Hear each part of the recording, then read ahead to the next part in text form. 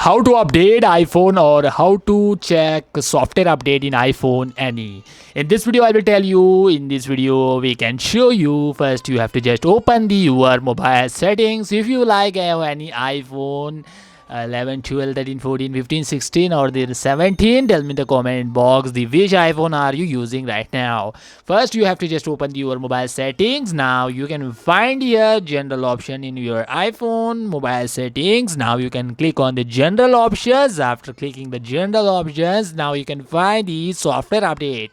So you have to just click on the software update option. Now you can see here automatic updates and you have to see here any update in the downside. Now you have to click on the update option and your iPhone will be start to the update. Before you can update, you have to make sure your Wi-Fi will be connect or internet will be connect to.